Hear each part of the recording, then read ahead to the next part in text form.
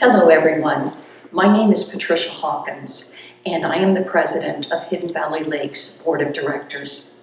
It is my pleasure to welcome you to this recording of our 2021 annual meeting. Unlike our normal business meetings, the annual meeting is a time when we gather to note and celebrate the accomplishments of Hidden Valley Lakes employees and volunteers. We were unable to have an annual meeting in 2020 due to the pandemic. That makes this year's meeting that much sweeter. I would first like to comment on the recent board election. Scott Giska has been re-elected to the board, and Steve Serveld has been elected to an open board seat. We congratulate both these gentlemen. The new board will meet the week of April 26th to decide on who will lead it, and we will get that information to you as soon as we have it. Just a couple of other comments on the election. First and foremost, I want to thank all of the individuals who ran for the board. It was an incredibly talented slate of candidates, all of whom had a long history of volunteering for the betterment of Hidden Valley Lake. It is our hope that they continue to use their talents and volunteer in some capacity. I would also like to thank the Elections Subcommittee for their work in counting the ballots. They did it as they always do, with thoroughness and integrity. I'd also like to especially thank Ginny Boyer for moderating our candidates' night back in March. She did an outstanding job of keeping the candidates focused and on point. And even though we are pleased to say hello to Steve, we also have to say goodbye to a board member who has served with us a long time. Donna Getzer has been on the board since July of 2013, and it would be impossible to exaggerate her contributions to our body of work. We thank her for all she has done, and we wish her well as she transitions to post-board life here in Hidden Valley Lake. Again, thank you for watching. As always, we are a strong community, and we believe that our best days are yet to come. Thank you. Dave, you're up with our Community Managers Report. Well, good evening. Glad you all could make it tonight. This is my first annual meeting as community manager. It's been an exciting year, an exciting 6 months for me. I hope I haven't made it too exciting for you. With dredging, we finally have them in the lake, so I'm hopeful that they can get their work done quickly. Our maintenance team continues to ramp up for the summer. They've built a new lifeguard hut at the top of the beach walk. They've completed several drainage issue projects, graveled some pull-offs at Lake Alpine, Lake Holiday, and of course they've done their mulching and begun opening the pool. That's a good sign of summer. At the office, we've recently hired a new accounts receivable person who will be in training starting Monday. Her name is Brenda Daniels. And we will be repainting the POA lobby and finishing the paint at the POA office on May 7th and 8th. That's a Friday and a Saturday. We have a company coming in to finish that work. The golf course, I have been remiss in not having a golf course report. I'll start making that part of my report every month. At the golf course, we've continued to have a robust spring. Membership has increased to 270 members. That's an increase of 100 members in 1 year. This time last year, we were at 170 members. It's been a fantastic year. As of April 1st, the in-season dress code is in place. Most notably, there is no denim. Golf attire is required. The pro shop now opens at 8 in the morning during the week and at 7:30 in the morning on the weekends. We have leagues beginning in April and May on Mondays, Wednesdays, and Thursdays. Golf outings are scheduled. We have 3 coming up in May. And there are 11 other outings scheduled for this summer. And then on Friday nights, they have a mixed couple league. And that is all my report. Any questions? That's where the dredgers will be coming in. They built a wall so that they can pull the barge up to there. And I'm sorry? Yeah, it would be too disruptive during the summer in the marina. We had to take out the entire handicap dock system last year to accomplish that. Any other questions? Thank you.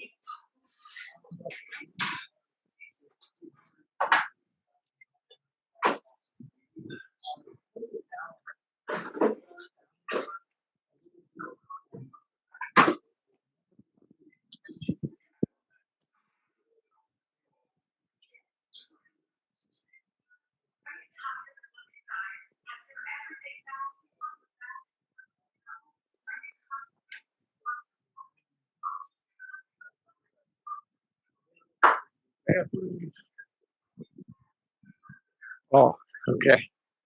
I don't know if I need to repeat anything, but I was just explaining that, our total balances are down a little bit from where we would normally expect it to be. Another issue was that last year we had the opportunity to get more paving done.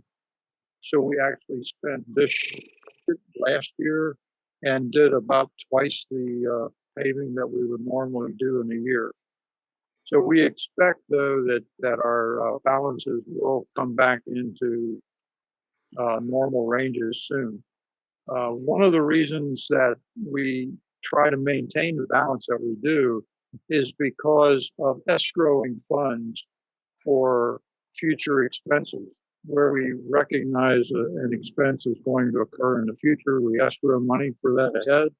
We'll maintain a safety balance of around 300,000 if anything major were to ever happen, such as a problem with our main dam.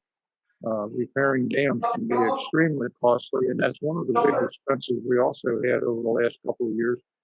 Is one of the dams had to have extensive work done. Does anyone have any questions about the accounting? Thank you. And we hate running our balances down. One of the reasons we spent significantly more on paving is just there is so much demand for paving services.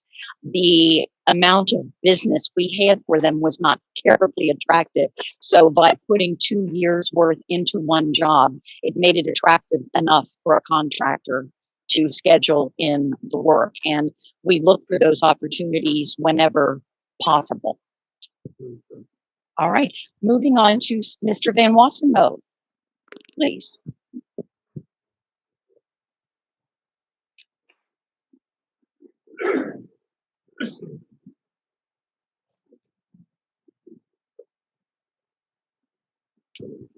No, that one should work.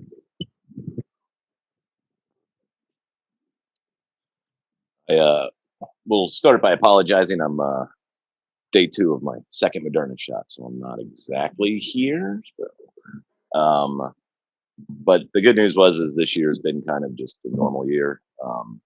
Nothing's really changed, I don't think, at all. But overall, for us, it's been probably about the craziest 12 months I can remember. So Willie's has been here since August or April of 2005. So we're at year, geez, I know, 16 years. Willie's has been here. So this past year has been obviously by far one of the most craziest that we've encountered. Through the grace of the community and the hard work of my staff, everything turned out to be way more fabulous than we could ever have imagined at the end of the day. So we got through it. We're on the other side of it, hopefully. We're actually really for the last 6 months have been doing record sales. So overall, we were down about 15%, I think, in 20 base 19. So, and we're already well on our, we're at this point like 30% over 19 and 21. So all of that should be able to be made up and do all that. And again, it was from all of the community supporting us and all of the, I mean, it just goes without words how amazing everybody was. Outside of that, the biggest change that Willie's will undergo was I did hire a general manager this year at the end of last year, who was Heather DeAndrea, who was standing there and the only person in the room, which is a huge functional change for me. I've been the only manager and the only decision maker for the last 14, 15 years. So it'll be a shift of where you'll see hopefully less of me and more of her. You know, as we've continued to expand and grow, I was going to definitely need help, and it was time for me to kind of have a fresh set of eyes going forward. So, but we're really excited about this year. We're really excited about getting back to normal. We've done it a lot slower than most people have out of safety concerns. But you know, for all intents purposes, once the deck opens, we're almost full capacity and able to handle as much as we normally do. So, outside of that, we're just very thankful that we're still here, because there's a lot of restaurants that are not. So, and they're not.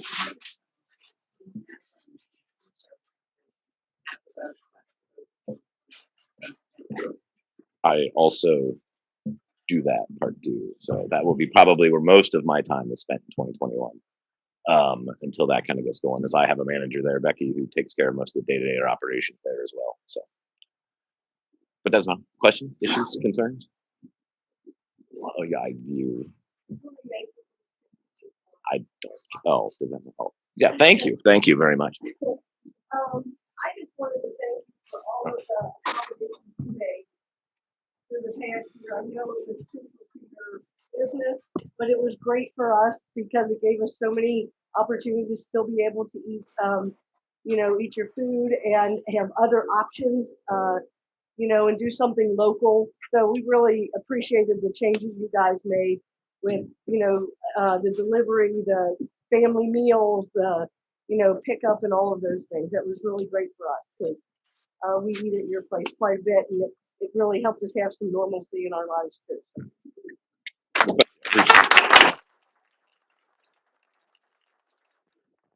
And again, I mean, that kind of all goes back to my staff, right?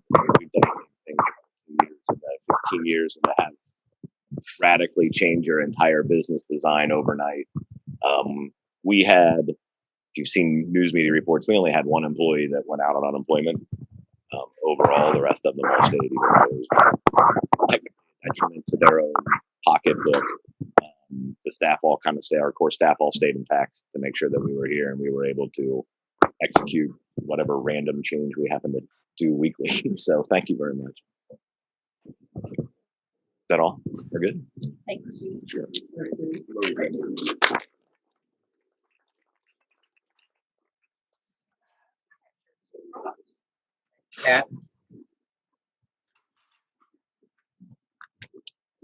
Hi, I'm Tom Cross, 1573, 1574, for those of you that I've not met before. I'll preface tonight's report with just some general remarks. It's been a stressful year, I guess, for everyone, obviously. But the one silver lining that we've seen in architecture is a remarkable increase in projects. People are staying home more. I'm sure their wives are creating honey-do lists that are much longer than they might normally be. And it's very apparent, too, as you move around the valley. The yards are more beautiful. The homes are being painted and changes are being made. And keep it up. It's a great thing. And I would also be remiss if I didn't thank Donna. She has been our liaison from the board to the architectural committee. I'll thank her for her leadership and her friendship, and wish her well in her retirement. It was We enjoyed you as well. Very good. All right, moving on. We have a couple of readings. We have a second reading here for Rule 4-13 regarding fences. First reading was at last month's meeting. 4-13, we would like to have it read, fences require approval and lot line survey. Fences require architectural committee approval prior to being or placed on a lot. Once approval has been granted, property lines must be surveyed by an Indiana licensed surveyor to ensure the accuracy of placement. When applying for approval, the following items shall be submitted. And it goes on from there.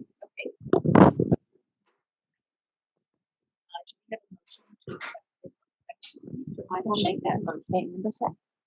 Thank you, Dave. Questions or concerns from anyone in attendance?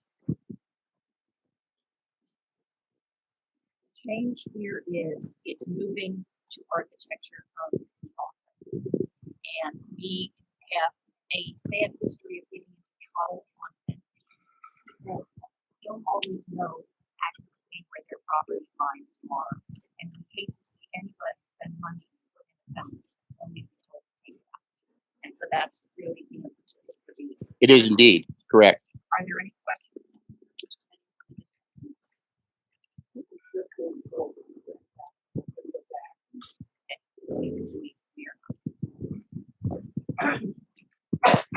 Any other questions, concerns? All in favor of the change? Aye, that is unanimous. Thank you. Moving on then, we have a first reading this evening for a proposed change. This one regards bylaw 4-25-11, which is not following approved plans assessment. It's a kind of a two-parter. So A, if a person or his or her agent does not follow the plans approved by the architectural committee, including but not limited to the following, the dimensions and locations as approved, then the following assessment, would be levied. That would be a sliding assessment from $500 to $2,000. In addition to the fine, there would be a stop work order issued. The second part B, if a person fails to obtain permission from the architectural committee to construct an improvement regarding architectural committee approval within the bylaws, the HVLPOA may 1. Demand the removal of the improvement, 2. Levy an assessment of $100 to $1,000 per month until the improvement is removed or permission is granted, or may both assess the monthly fee as stated and demand removal. Motion to accept this? Any questions from anyone in attendance or anyone on? This is the first reading. It has to be read twice into the record at a board meeting before it can be voted on. So with this first reading, you have an opportunity to register any concerns you have here, or you can contact Tom, you can contact Dave Wisman, or any board member to let them know of what concerns you have before it's actually voted on. It's just going to be discussed. Are there any questions about this proposed rule?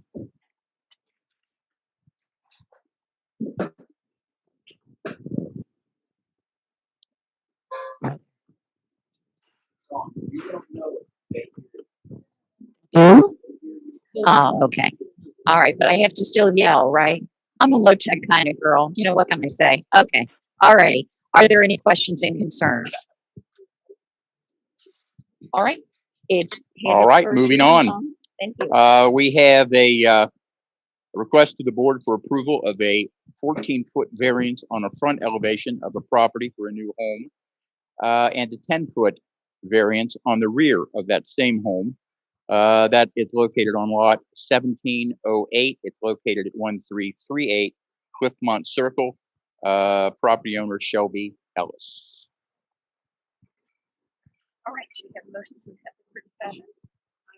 Thank you, Donna. Thank you, Bob. All right. Any questions? Calvin, yes That's correct. of this. Were there any objections? There were not.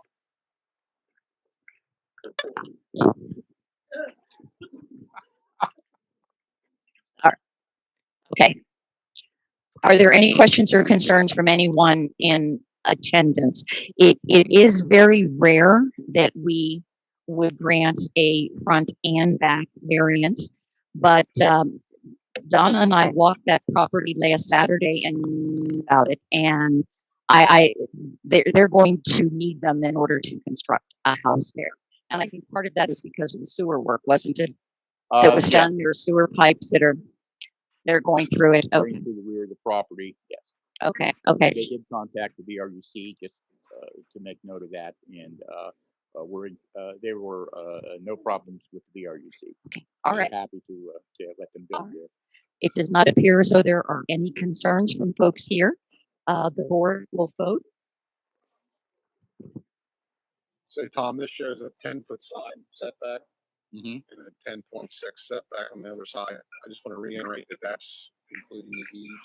It is. Okay, We made that point clear at the meeting. okay, so when the we talked to the foundation builder. setback will have to stay inside.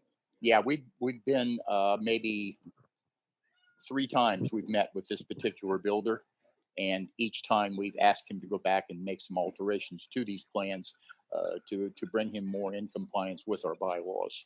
And we've gotten to this point where these variances are needed to build on that lot. It's a troublesome one, I would say. Challenging, yes, very challenging. All right. All of the board in favor of granting a front and rear variance?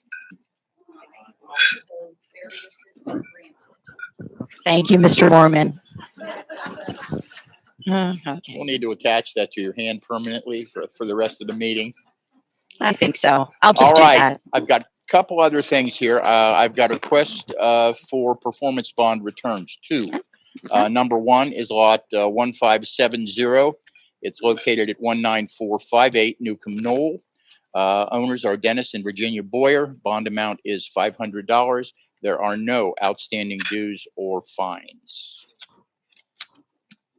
And why don't you read the other one? We'll All vote right. on that same time, Tom. All right. And secondly, we have lot number 1926, located at 20032 Cravenhurst Drive. Owners are Michael and Carrie Brewer. Bond amount $500. And again, no dues or fines outstanding. We have a motion to accept these for discussion. Thank you, Dave. You can be second. Thank you. All right. Any questions or concerns from anyone in attendance? All in favor of returning these 2 performance bonds? Aye. That's all I have. Thank you very much. And thank you and your committee for all the work you do all year. You are truly one of the hardest working ones in the building. Well, thank you. We appreciate that. And, we enjoy the work we do. I think I can speak for all the committee members. Well, and you're very good at it. Well, thank you. I appreciate that. Thank you.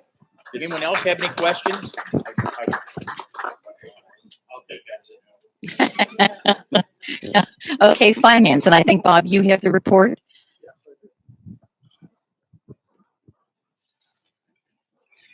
So the finance committee has 3 requests. One is a motion to accept the 2020 year-end audit. The finance committee has reviewed with the external auditors and they have accepted the results of the audit.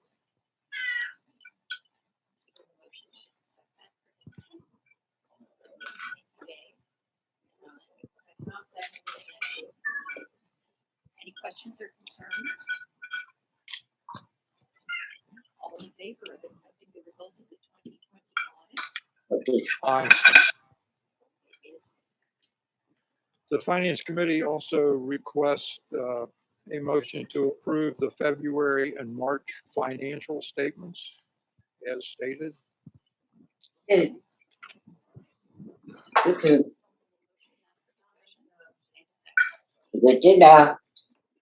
Questions or concerns from anyone?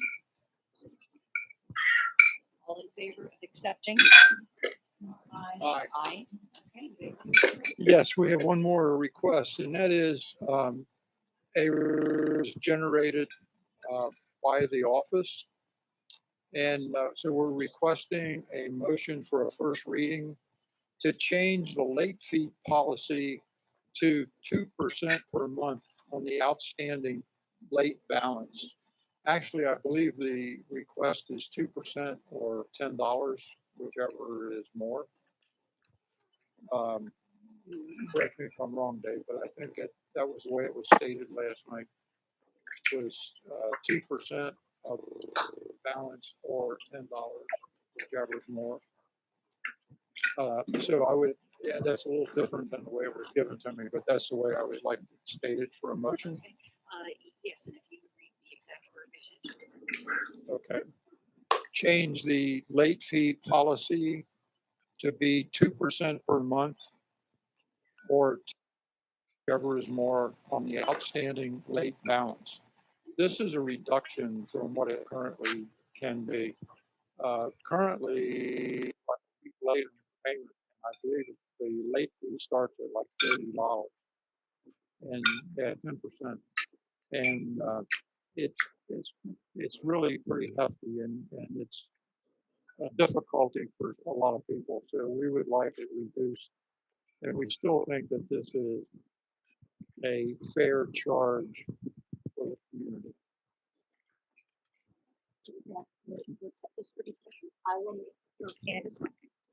Thank you, Dave. Any questions in attendance? Yes, it would be. We will vote on it at the May board meeting. So if you have any questions or concerns, it's actually far more lenient and forgiving than what we currently have in place. I don't imagine we'll be deluged with people objecting to it, but if you do, you are more than welcome to contact the Finance Committee, Dave, or anybody on the board. Okay, thank you.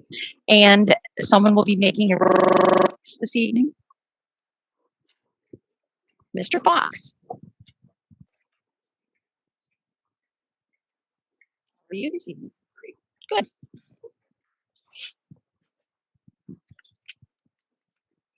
I'm Eric Fox. I'm here to speak for Dave Patterson and the Lakes Committee. We had our meeting last week. It was actually a really good meeting. Dave wasn't there, so we finished in record time. So we did have, seriously though, we did have a couple of guests come out, and our topic du jour was the Highway Task Force and the work that is continuing with that. We understand that it's a very frustrating issue for a lot of people, and we had a very good discussion back and forth with a number of ideas kind of spitballed in the evening. I believe that the work is continuing within our committee at the very least to try and come to a resolution that suits the most people potentially within the valley. Again, paramount for the Lakes Committee is safety, and then secondary to that is that you have a good time while you're out there. Obviously, 2020 afforded a lot of people an opportunity to recreate on our lakes and parks, so we hope that you had as good a time as the rest of us did there. Some other things that came up. The Fish and Game Club reported that the health of our fish are doing much better than they have in the past. Particularly when you get to the upper ends of the slot limit, the fish are looking less sickly. They're a little more, I think fat was the word that we used in the meeting. So obviously our program of removing slot bass is working, as well as giving those fish some feeder fish throughout the year to make sure that they have adequate food supply so we grow the fishery in this lake, and it's one of the best in the area. So thank you for all of your efforts, especially the Fish and Game Club for promoting that within your tournaments. Along those lines, you will see the Fish and Game Club out on the year. Their tournaments have begun for the year. They're doing quite well. I think large bass was 5.86 in the last tournament, so huge fish. And I think we also heard of an 8-pounder caught on the lake. So if you aren't fishing on this lake, you're missing out. Lake Patrol. So we do have the Lake Patrol in. We have 3 Lake Patrol members, so you will look for them on the lake. Hopefully they're there to assist you and not, give you a warning. But look for Paul and his group out there. Again, if you do see any problems on the lake, there is a Lake Patrol number that is published, and please call them when you see trouble, and they will get right on it.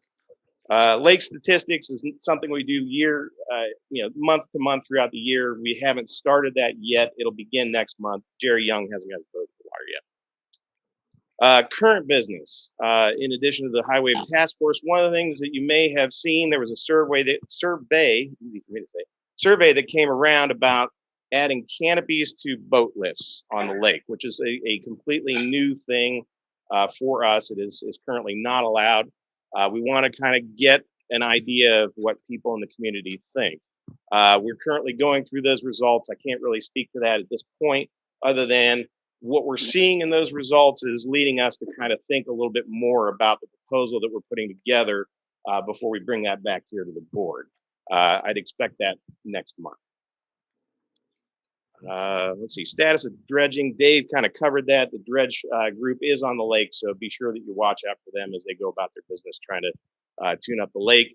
The hope would be by the end of this summer that maybe we'll get into Crystal Lake, but that seems like it was a little bit of a late start, that might be somewhat in doubt. Dock layouts. You've seen at the handicap dock, if you've been down there, that there's been some adjustments to that dock to try and make it a bit more accessible for people and a bit easier for, I'll say, drop-offs and pickups on the lake. That's something that we're continuing to kind of look at how those docks, reflect in the community and how people use them. Kayak rack rentals. Actually, last year, that was one of the big surprises for us. We put the kayak racks out there and people went nuts and used them all. One of the things that did come up is we had somebody request access for handicapped people to have racks closer to the launch. So we are currently working with the existing people who rent in those racks to see if we can move people towards the front so that they have a shorter distance to get their kayaks to the actual launch. And if you haven't seen or used the kayak launch, it's pretty cool. That was kind of a new accessory added last year. And again, thanks to Ken Horn in the back, was spearheading that project for us. You've probably also seen that we've had the shelter at the marina, a really, really nice facility with restrooms, access to the marina and the ramp. Really nice facility. Another great alternative if you're looking for a place to have a party or a gathering with people. Lake study. Dr. Miller from, is it UC? I think it's UC. Dr. Lorenz. Thomas More. Got that totally wrong. So we've been working with him to do a study of our fishery and the aquatic culture here in our lake. It's just been getting put off by, of course, COVID. So we're currently waiting on restrictions, particularly around the school, to be removed so that they can come out and do the work. But they are still looking forward to working here in the valley on our lake. Everybody's excited about that. Any questions? Yes. Ooh, that's a good question.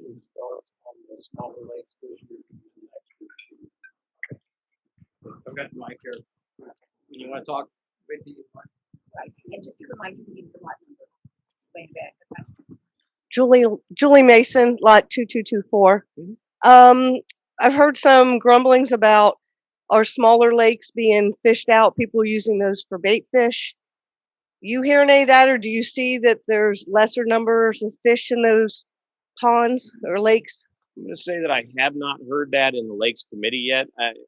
I'll defer to Ken or John Dutton in the back from the Fish and Game Club. Have you guys heard anything about that?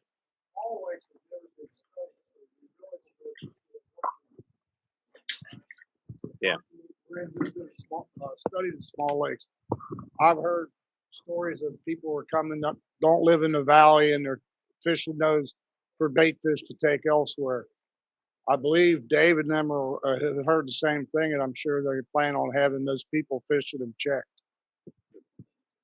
As far as what's in them, we don't know at this point, but we will shortly. Get that mic to Paul. Paul Rolfus, head of the Lake Patrol.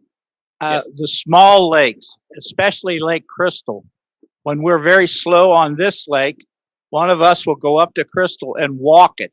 The pathways around Crystal Lake are like a cove going through. And we've made 4 arrests there in the last year. One guy had 30 crappies, and these are all very nice sized crappies.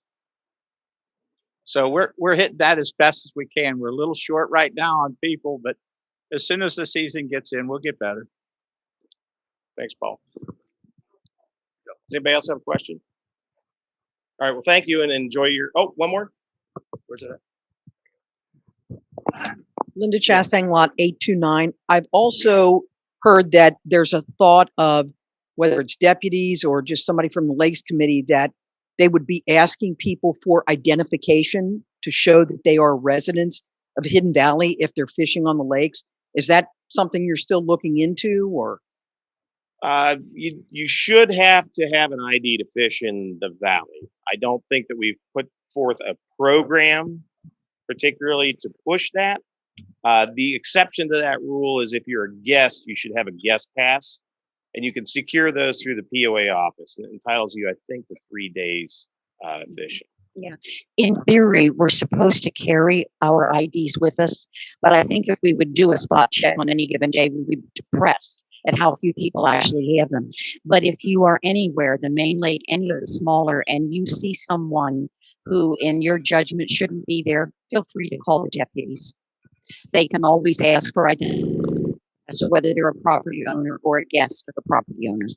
And something to keep in mind too, you may see some Ohio tags. There are many people who own lots here, but do not actually live here. So you may run into that on some of the lakes as well. And Eric, you've done an impressive amount of work on lakes, and thank you for all you do. It's a very large committee. It They've done a is, wonderful job this past year. with a very Thank big you. agenda. Yes, Absolutely. thank you. Thank you. Works. Thank you, Pat. I'm George Lortz, Chair of the Future Planning Committee, Lot 1881. I remembered it this time. Any rate, good to see you all tonight. I'm glad we can do this in person. We had a great year with future planning. So just a few comments. We went into the year kind of with an empty slate of projects facing us, and all of a sudden, maybe thanks to COVID, all of a sudden we had projects explode on us, and we did a lot of work this year. We picked up some great committee members, and so before I get to the three motions, requests for motions, just a couple of things that are going to be coming up this year. We are part of an association in the Midwest called OLCA, which stands for Ohio Lakes Ohio Lakes Communities Association. Basically, it's a whole bunch of communities that are like us, have a lake, home development around the lake, and with similar problems and issues that we have. And every year there are 2 conventions they hold throughout this Midwest area. And we've been selected to be the April committee or April OLCA meeting for next year. So we will be forming a task force to work on that. A lot of work we want to do on Hidden Valley to get ready for that big convention. So you'll hear a lot more about that coming up this year. Another thing that we're working on this year, I don't know whether you are all aware of this or not, maybe not, but next year is our golden anniversary, Hidden Valley Lakes golden anniversary. This community was chartered in the state of Indiana in 1972. So 2022 is going to be a big year for us. We've already decided to have a 50th anniversary, golden anniversary celebration. We haven't yet decided how much and how often we're going to celebrate. Hopefully a lot. And that's going to be a lot of planning going on this year. We have a steering committee already formed. We have a chairman already volunteered for that. And we will be asking all the clubs, all the committees, and anybody else who's interested to help us get ready for our 50th. So it's going to be a big year, working this year to get ready for next year. And it's going to be a lot of fun, I'm pretty sure. The third major thing we have going on continuously is we formed a communications task force, which basically addressed 7 different issues regarding Hidden Valley Lake communications. Happy to report that we've already finished one of those issues or solved one of those issues, but we have 6 more issues that are ongoing. Revamping the echoes, revamping the website, and many other projects like this, all directed toward communications within Hidden Valley. And we are working mostly now on the echoes side of that list. Pat Paul is here. She is very active in that. Is Dee Hacker here? Dee Hacker has also been very, very active on that. So we have an editorial staff with Pat and Dee being the primary people working on that. So you're going to see a lot of changes to the echoes, and hopefully all for the good. The other thing we are just now starting is a revamping of the website and hopefully make it much more user friendly, easier to find things, easier to use that also for communication. And then there are 4 other projects that we'll be working on during the year. So those are our 3 big projects for this year: the ALCA meeting, the golden anniversary, and all these communications projects. But also last year, we worked on several other projects, which hopefully tonight will bring to a culmination. We have been working with the help of Finance Committee and the board to create a procedure that we can use for getting projects started, completed, justified, and finished up. It's very common over the last 10 to 15 years. I've noticed that we have launched projects to create something new in Hidden Valley, but quite often we didn't know what to do. We didn't have a procedure in place on how to bring this project to completion. And that's what this is doing. And it's probably a work in process, but tonight we have the initial version of that procedure, which also includes, by the way, an online form for these committees and task forces to use while they're going through this project development process. So the first motion I'd like to, or request for a motion, is to have the board to approve the new POA project request procedure and the accompanying POA project request form. George, could I ask you to read all 3 of them, and then I'll ask for a motion? It'll cut down a little bit on the time, Excellent. but Okay, we will vote excellent. on them one by one. Okay. The second one is the acceptance of a brand new document called a land use plan. A land use plan is basically used by communities to keep track of property within their own borders and also property that surround Hidden Valley. It's a planning document only. It's not a set of rules or guidelines or regulations. It's strictly a planning document which has to be maintained because these pieces of property are changing ownership. A perfect example now is the one at the bottom of Georgetown Road, the new project down there. So this is an ongoing document that will be required to be updated every year. But this particular motion is to adopt or accept the original, the initial version of the land use plan. And then the third motion has to do, or request for motion, has to do with keeping the CMP updated. We've made 2 major enhancements to the CMP, Community Master Plan. One of them is to add in new verbiage covering the golf club. We've never had any reference to or any guidelines regarding the golf club. So that's been added. And also changes to the CMP, Community Master Plan, regarding the use and the update of the land use plan. So those 2 kind of go together. So those are 3 requests for motion. Okay. Pat, how do you want to handle this? Well, I'll just ask a board member to make the motion to, thank you. Nope. And second it. Are there any questions from anyone in attendance on these? Ted Rickard, 1303. I don't quite understand what you're really voting on. You say there's a in the golf course plan. What are you really saying? Okay, the community master plan was created to give the guidelines basically for all of us doing work for the POA. It's the benefits, the objectives, and the goals of the community. When we first drafted the CMP about 3 or 4 years ago, we had no verbiage about the golf club and how it would be maintained and operated. And so we've added that particular set of verbiage to the CMP. Okay, so the specifics for that is included in this master plan? Yes, And will the community ever get to see what that yes, detail is? yes, good question.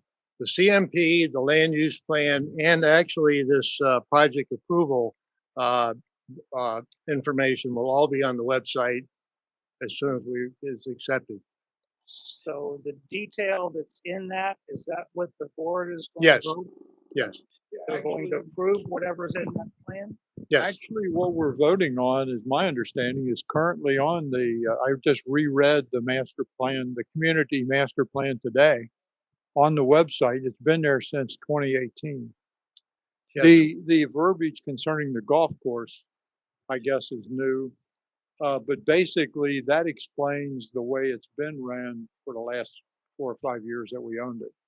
So that detail is on that master plan and we can view that? George, you'll have to make that clear. Is the golf course information part of the 2018 master plan that's on the 2018, if my memory serves me, and it doesn't serve me too often.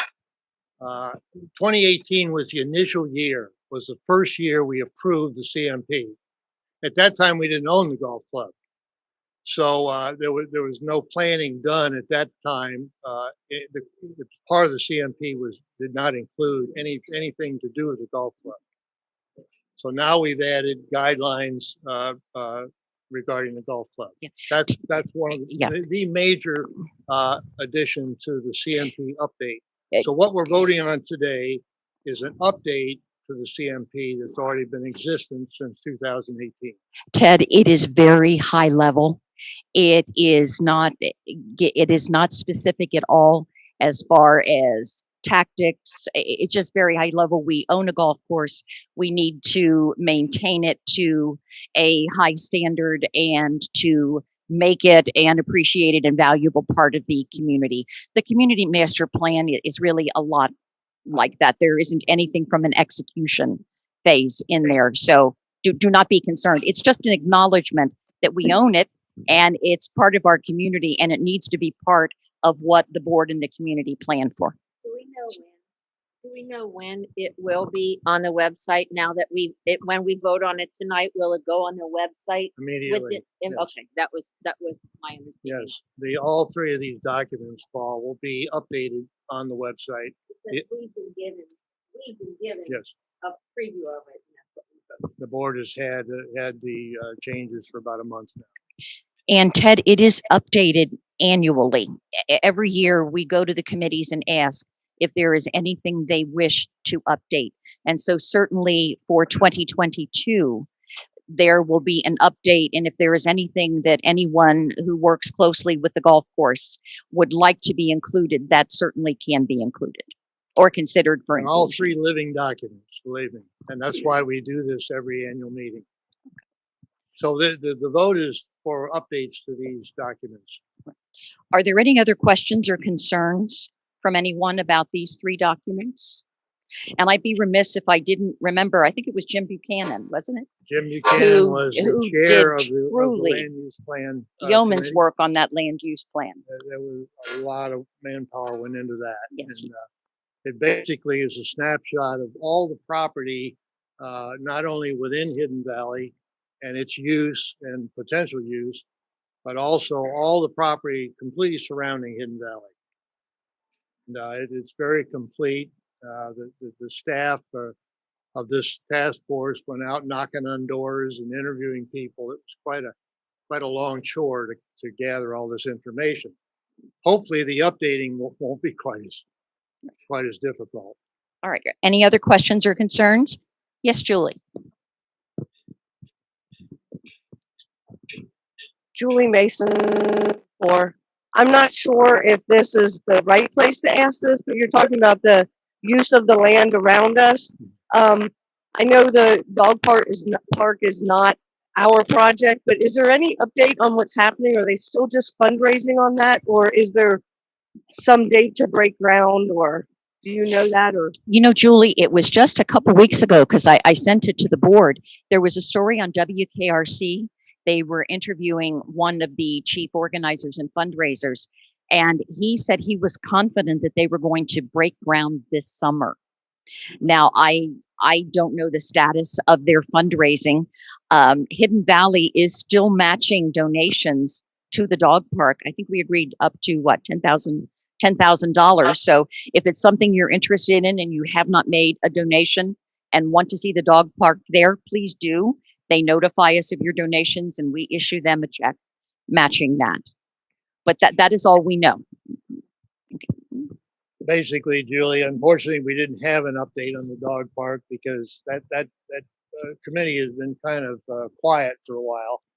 But they're still allocated. They're still raising money, and they're still hopeful that there'll be more than just a dog park. They're hoping, Okay. and that is covered in the land use plan. All right. Then, George, we will go ahead and we'll vote on these one by one. It's up Okay. to you. All in favor of accepting the revised project request procedure? Aye. All in favor of accepting the land use plan? Aye. And all in favor of accepting the revised community master plan? Aye. Those passed unanimously. Thank you for all your work. The committee thanks you. And just one thing, I'm the liaison to future planning, and George talked a little bit about communications. And these are all good people that are trying their best to figure out how best to communicate with you. But it's really only effective communication if we're giving you information in a way you wish to receive it and consume it. So as we roll out what it is we're doing, if there is a way you would like us to communicate with you that we're not, please tell us. Because as I said, it's got to be two-way to be effective, and we can communicate 24/7. And if it's not in a way that you want to receive it, then we're really not communicating with you. So please either let George know or let anyone on the board know what you'd like to see. Okay. Thank you, George. Thank you. Parks and Recreation, our newest committee. As the saying goes, everything old is new again, right?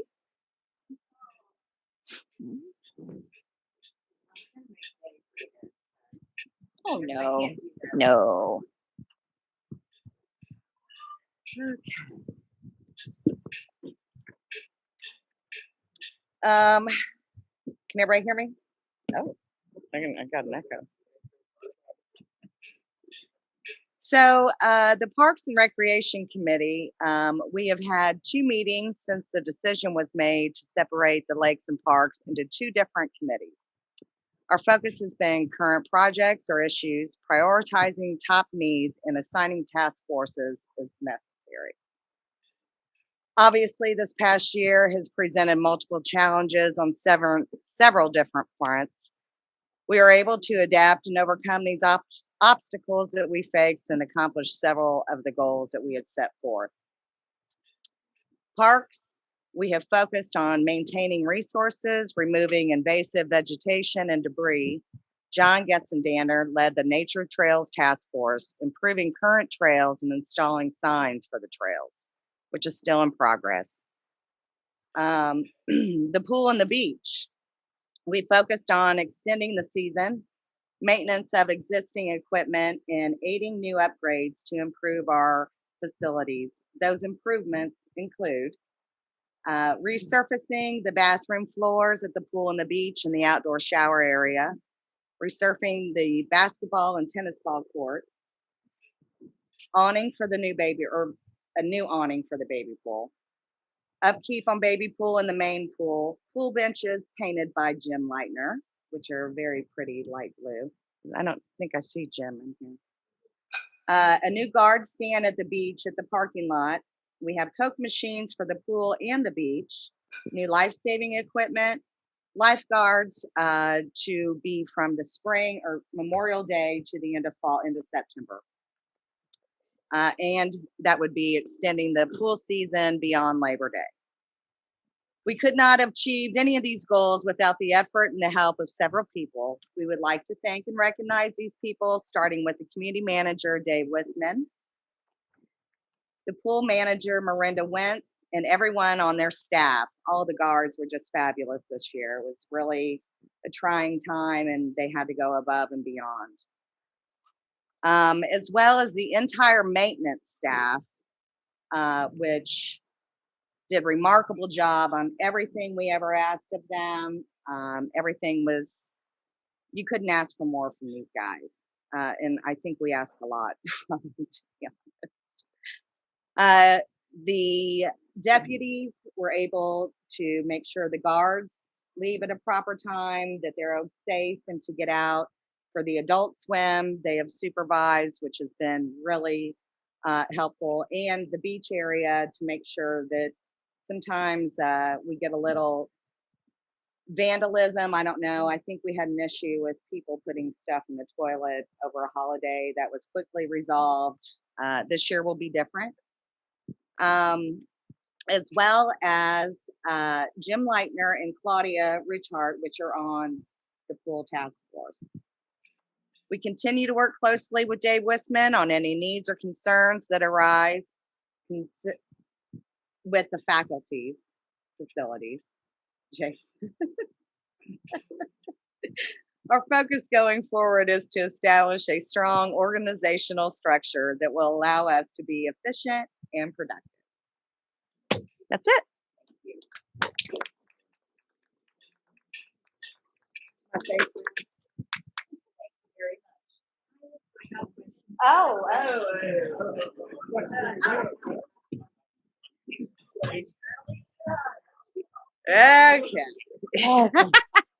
I got my first question. I think my lot number is 2864 Shirley Hicks.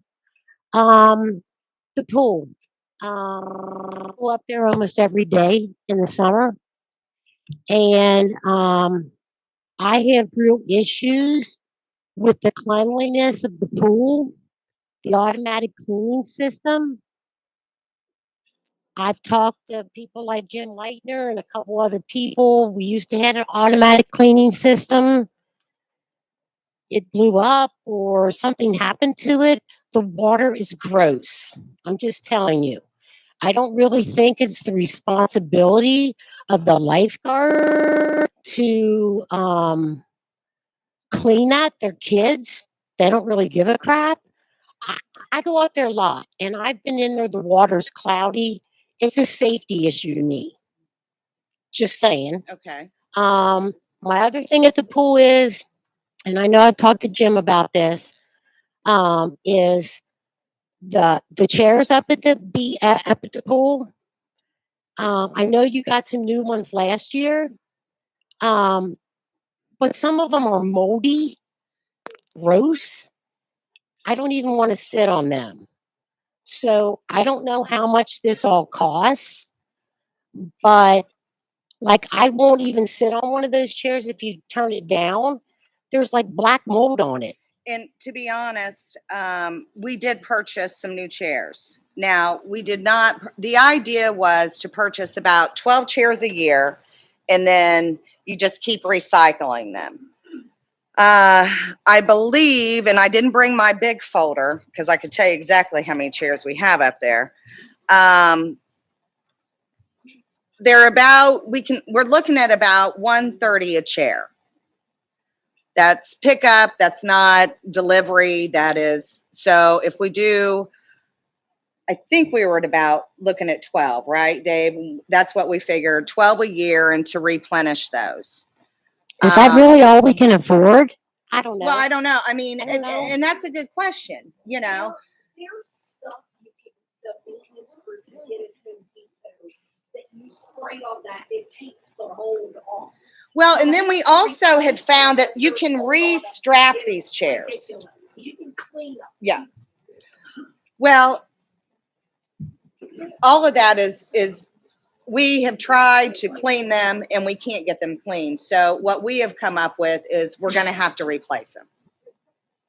You know, I'm not sure how long when the chairs were bought. That would be before my time.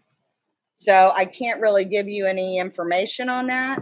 I can say that we did purchase 12 new ones and we plan on restrapping some others, which we didn't know about the restrapping either. Evidently, you can take the strap, put them around, and redo them.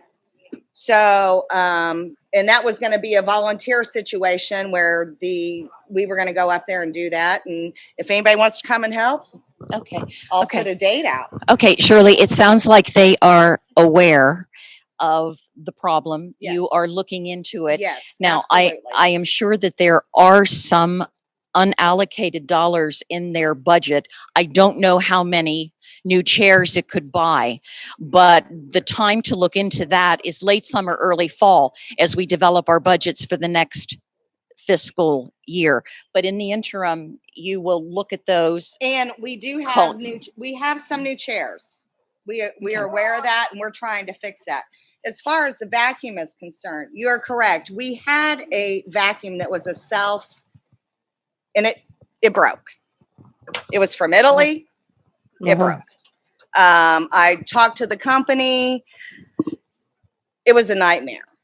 So, two things. Yes, Miranda had thought, and she's not here for me to ask her, but that they could clean the pool. To be honest, we had not heard about the pool being dirty. That's a huge concern. You don't want the pool dirty. So, that is something that will be addressed, and we will talk to Miranda. We had not heard that.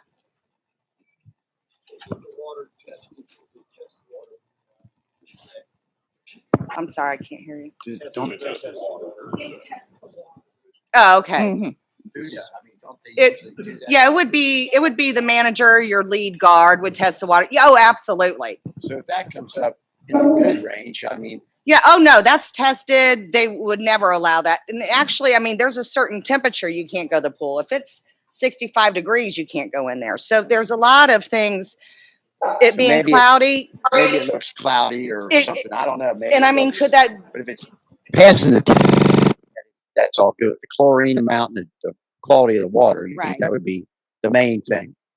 Okay. Okay. Well, thank you. We have noted those. We will address them with you. Anything we can do to help you, we will do. Okay. Another question. Diane Myers, 515. My husband and I have been to the pool committee's meetings and stuff with Miranda. Last year, we were talking about ways to heat the pool. Mm-hmm. We've lived in Arizona for many years. About the pump system itself to run lines underneath the parking lot, blacktop, because you can heat the water that way, or putting it on the roof of the building. The pump is right there by the blacktop. It wouldn't cost like anything to do it, and to do it before you resurface that parking.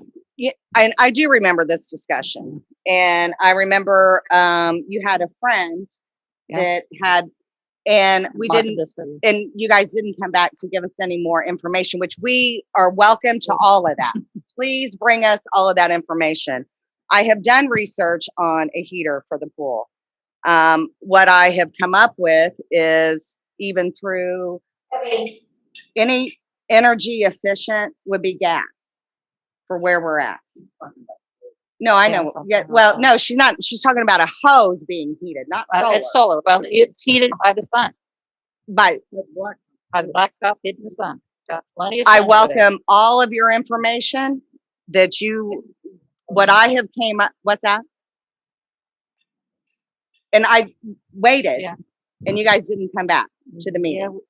We emailed and everything, but Okay. Well, this is going different people. this is going to be a wonderful initial test of our new project request form, because whatever dollars are going to need to be appropriated for this, we are going to have to understand the scope of the project, what it is that you recommend is the best way of heating the pool, and we have to be able to fund it.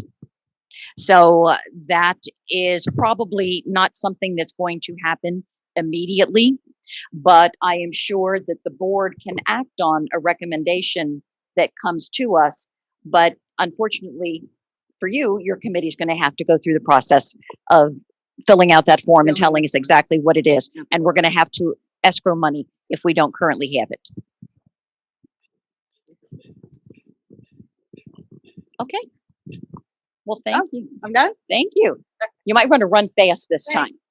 All right. Thank you very much. Miss Bonnie.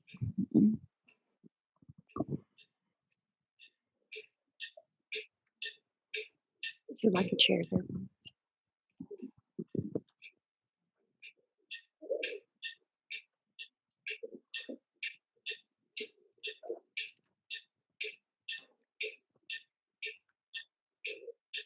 Hi, I'm Bonnie Starks, and I'm Chair of Safety, Security, and Elections.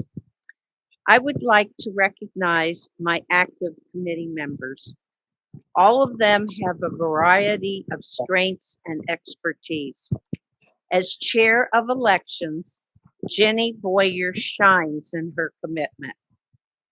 My committee officers are Vice Chair Steve Serveld, which unfortunately I think we're going to lose, and Secretary Becky Lortz.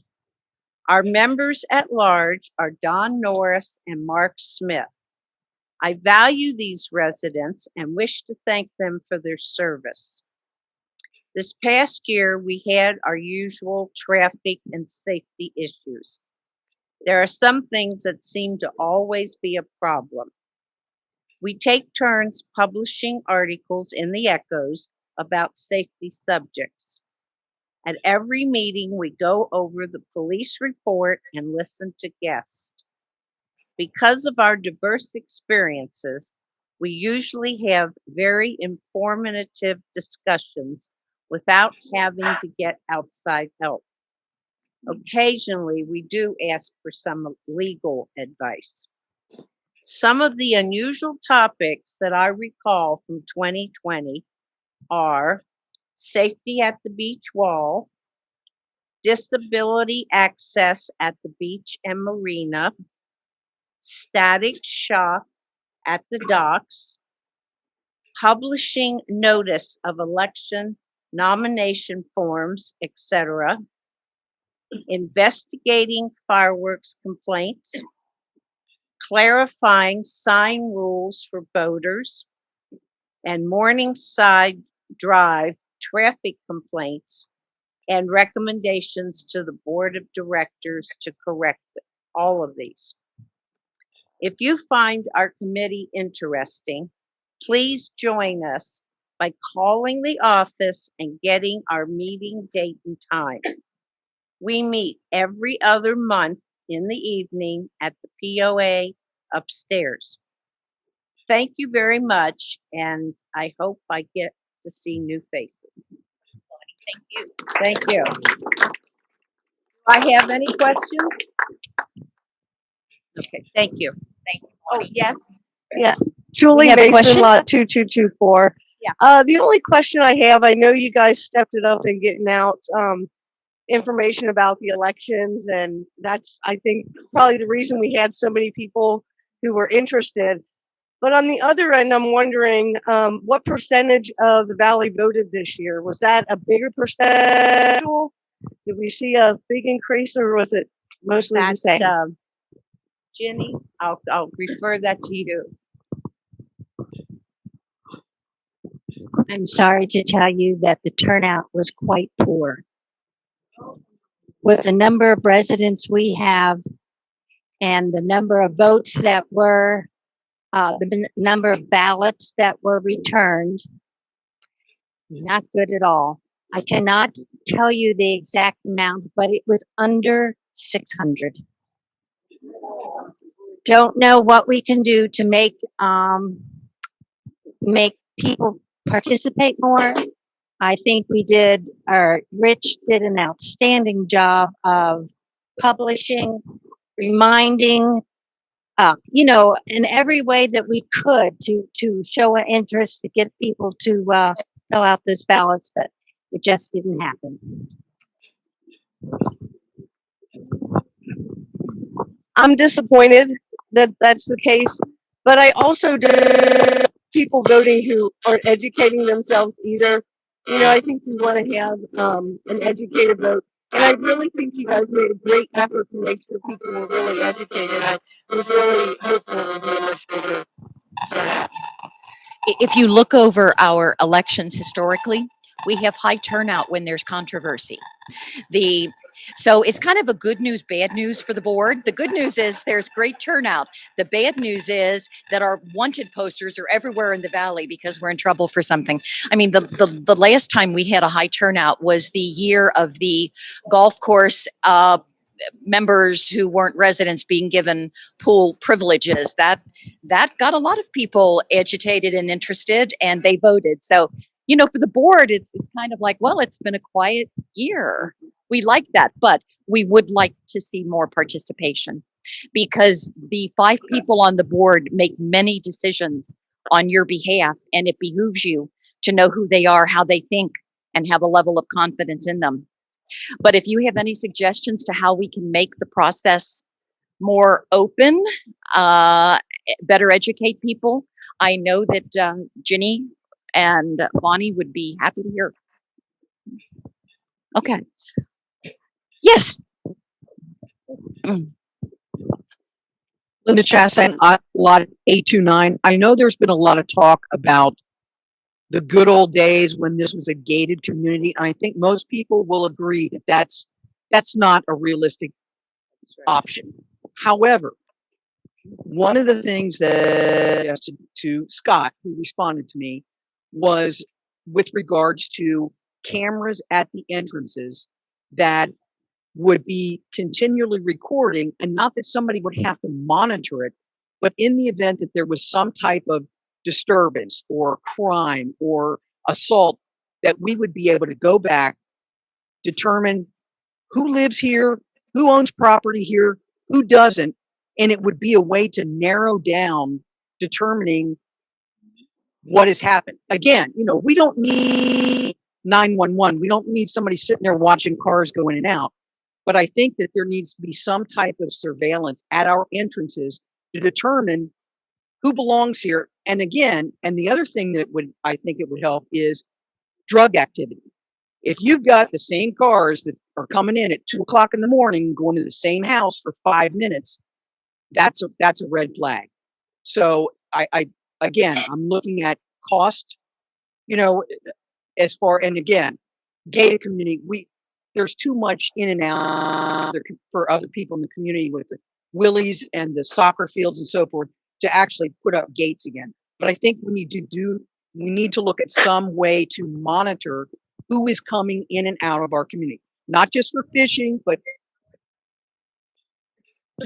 Okay. Okay. Okay. Was there any other comment? Anything building on Linda's suggestion? Bonnie, that's something you'll take back.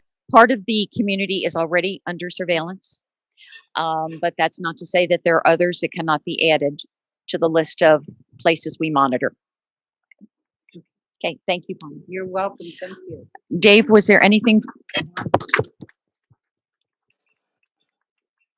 Was there anything from the judicial panel?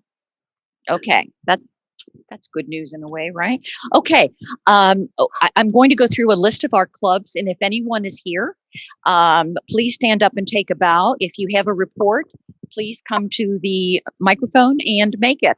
Our athletic club, the Bridge Group,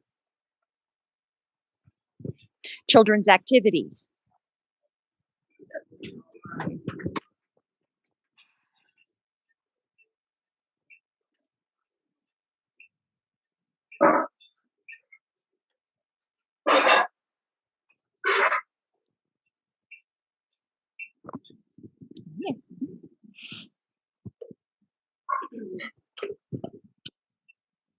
I'm Karen Hatfield, Children's Activity.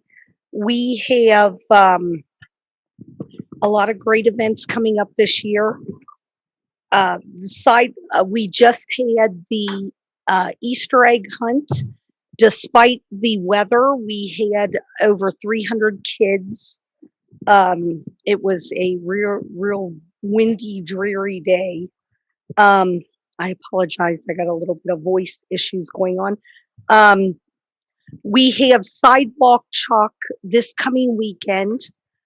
We did that last year during COVID. It was very popular, so we brought it back again this year. Um, we are moving it from Saturday because it is now supposed to, there's a 90% chance of rain all day, to Sunday. So sidewalk chalk will be Sunday. Movie nights start in May, starting May 22nd. We have one June 19th, July 24th, and September 11th. Those will all be at the main park. We'll have kid-friendly, family-friendly movies at those events. We have the bike parade on 4th of July. We've done that for a number of years. The kids decorate their bikes, come out, celebrate 4th of July. We have prizes for the kids. Beach Bash will be August 8th. We have the Halloween walk that will be October 24th. The hayride, we will go back. Right now, we are planning on going back to the original platform for the hayride. Last year, we did a drive-through kind of thing because of COVID. We will go back to the hayride, actual hayride trailers this year. Yes, I know everybody will be happy about that. So that is our plan. Everybody enjoyed it last year. It was not the same. So we are planning on going back to the actual hayride. And then we will have our typical cookies with Santa in December 5th. If anybody would like to help with events, we're always taking volunteers. If you have any suggestions, if you would like to see some additional events, we're always welcome to those ideas as well. Any questions? Mary, you do wonderful work. Thank you.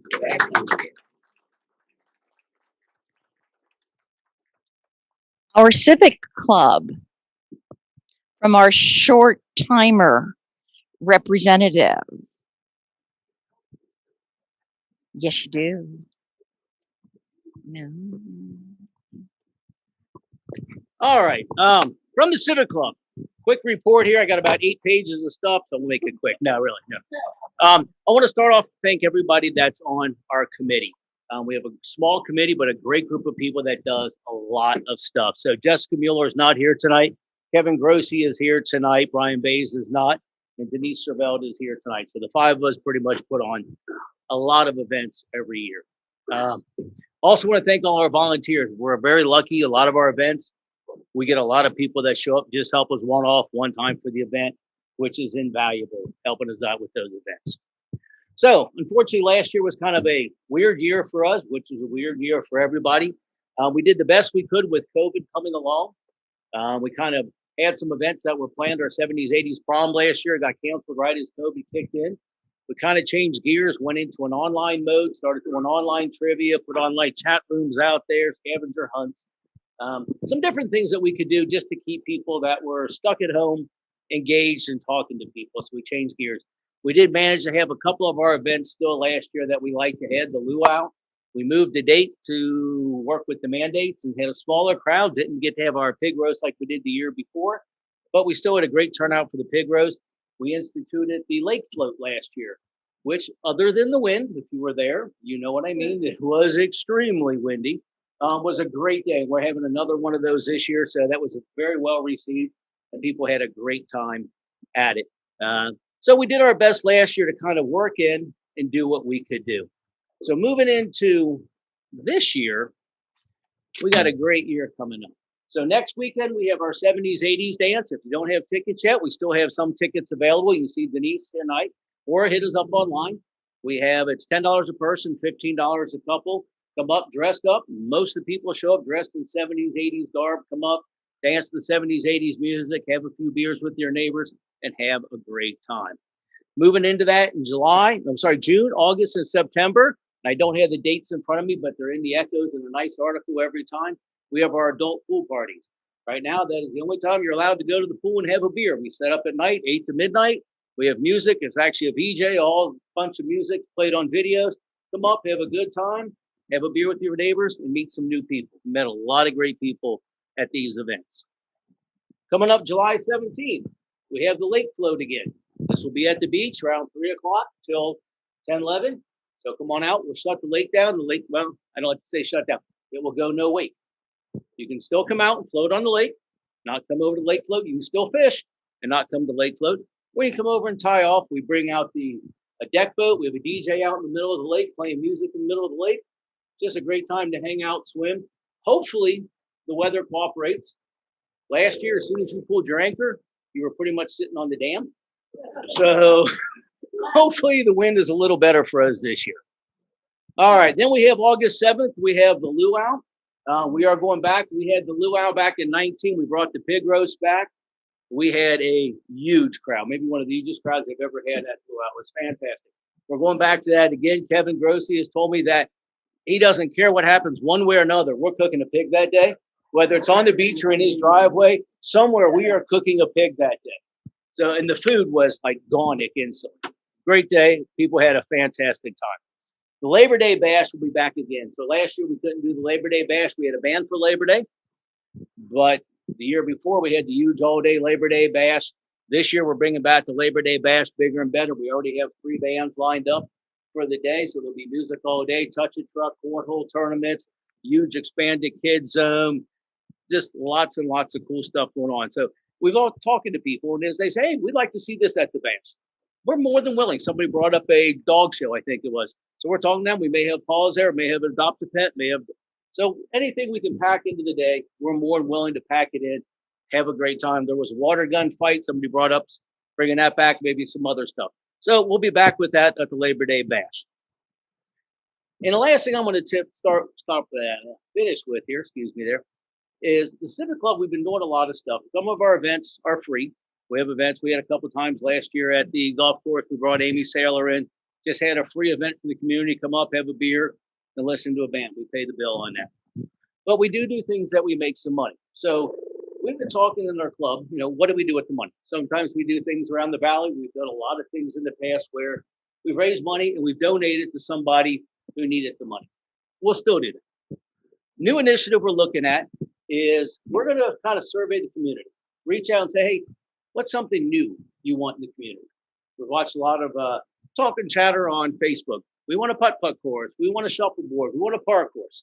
So we're going to come out and kind of talk to the community, find something reasonable. We're not going to build a new building, but something reasonable. And that will be our goal for the year, year and a half, 2 years, whatever it takes us. We will raise money towards building that amenity. So if it's a putt-putt course, whatever we do at the events, money we make, if we do split the pot, that money will all start growing in a pot. Until we have enough money, we'll design what we're going to do. Is this what we're going to build? And then that's what we're going to put the money to. We've talked to the Parks and Recreation Committee because it's going to affect. They're going to have to help us find a spot to. We'll have to work with the board, make sure we're good to go, what we're putting in. But that way we can have things as we as a community do things. We can then kind of put things back out there. This is brought to you by the Civic Club. This is what we're doing is also going and kind of kicking back and benefiting the community. So that's kind of us in a nutshell. So any questions? Awesome. Thank you. Thank you. Okay. Fish and Game.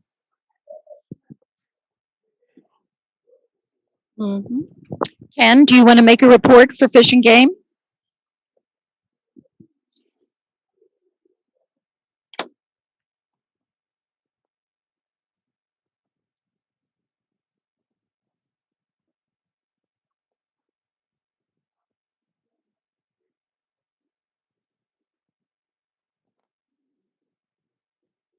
All right. Thank you, Pat.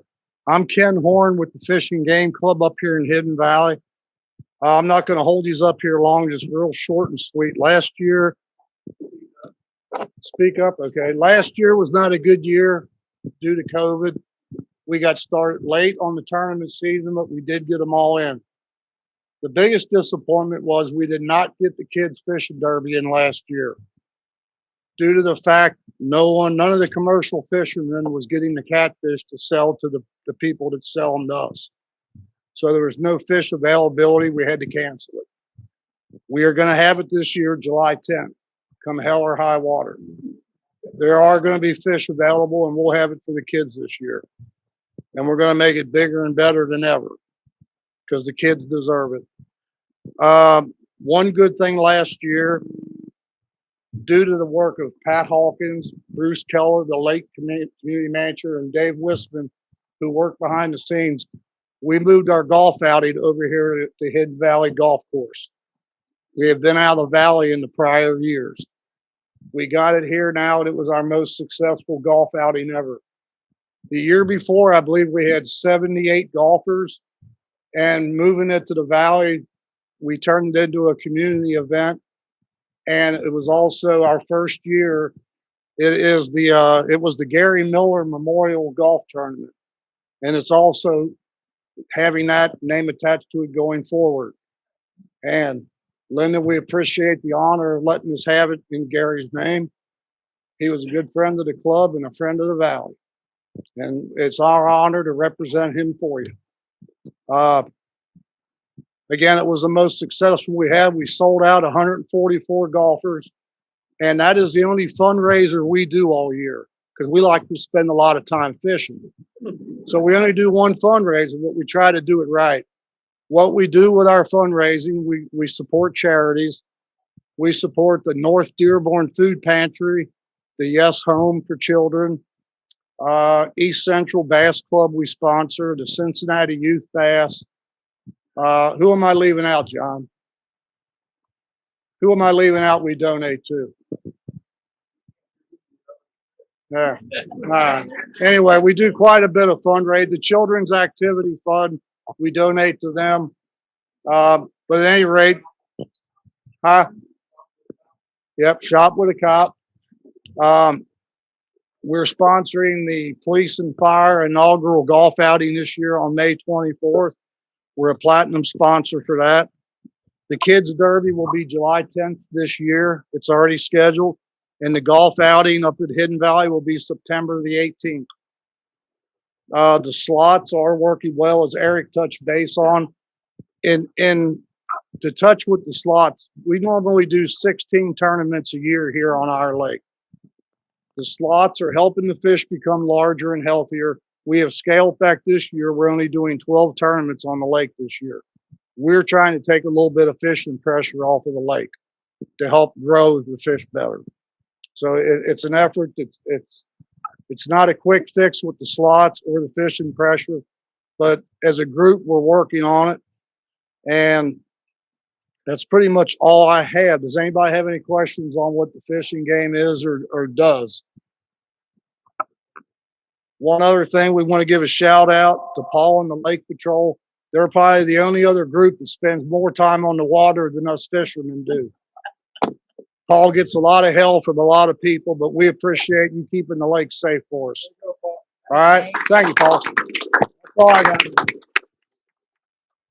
And thanks for all you do, and thanks for your leadership in bringing the golf outing here. It was fun. Anything from the Garden Club?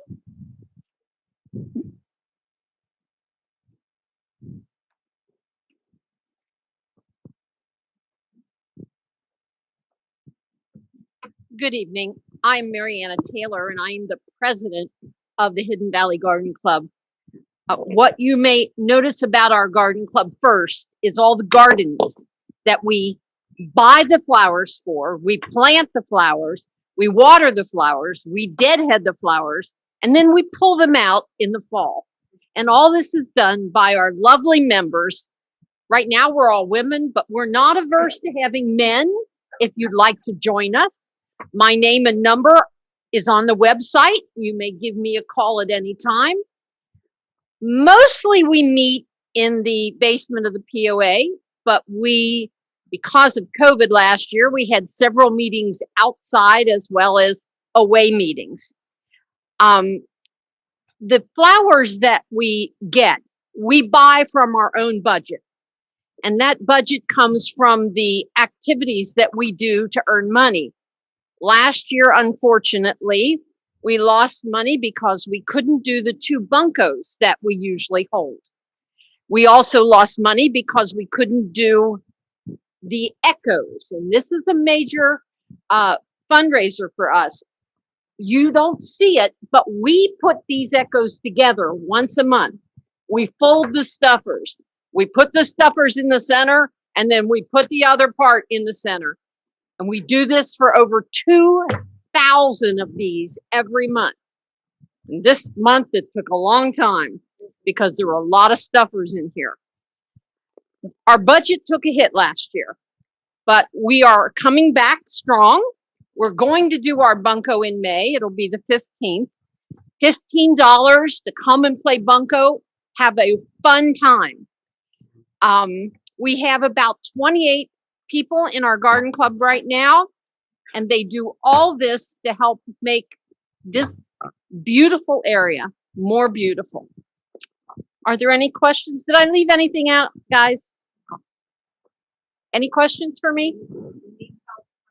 Oh, yes. We need help planting. Anybody who wants to help plant, contact us. We'll send out an email, and various people in the valley will know where we're going to be at what times. And we'll give it to Rich, and he can put it on the web page. Yes. Yeah. Thank you. Any questions?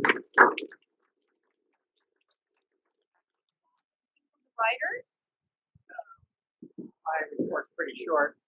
Right. That will make you very popular. I'm Bob Will, current president of the Hidden Valley Riders. Some of you may not know we have a riders group here in Hidden Valley. Actually, last year we celebrated our 15-year anniversary. So it was founded primarily by local residents in Hidden Valley, but we do open it up to people outside of Hidden Valley. We're primarily about, of course, riding, but then also raising money and giving back to the community as well. So, like the board and other clubs last year, we faced a challenge meeting with COVID, so we did a lot of Zoom meetings, met outside by the beach 1 month. So anyway, the 3 primary charities that we currently work with, what we raise money for, the Yes Home, Safe Passage, and the Dearborn Food Pantry. So we try to stay local in the money that we give back. And then this year, we normally would invite them to our December meeting, but because we couldn't meet, we actually delivered the checks to the 3 except Safe Passage. They're kind of a secret location. We can deliver there. But the other 2 we delivered checks to. We're also involved with the upcoming Memorial Day celebration and the parade and the service up at the ball fields. The Children's Activities Club with the Halloween walk. We do a group of us get together and help pass out candy for the kids. We're also involved with the Indiana Patriot Guard. One annual event we do each year. There's the Ride to Remember, which honors the fallen soldiers. It's very moving. We visit each grave site. Primarily covers Southeast Indiana all the way down to the Louisville area. But they do a little service at each grave site and the memorial, and it's pretty moving. We've been doing that for about 5 years with them. And then this year, it was supposed to happen last year, but because of COVID, we're going to escort what they call the Wall That Heals. It's to honor the Vietnam vets. It's a memorial wall, and we're going to join with the Indiana Patriot Guard and actually escort the wall from Versailles into Harrison, Ohio. It's coming up in June. I don't have the exact date, but I'm sure you'll see that in the paper. So, and then the last thing I want to give a plug. We talked about the golf course and the golf outing.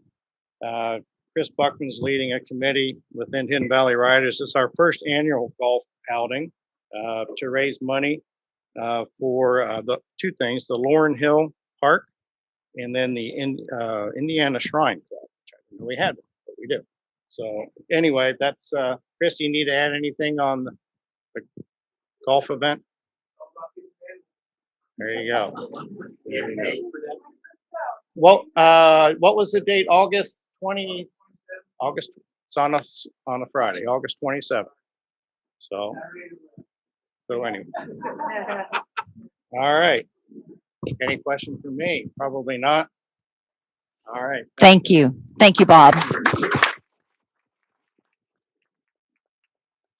Is there anyone from Homemakers? The Knitting Group? Pickleball? She just, all righty. And anyone from the Photo Club?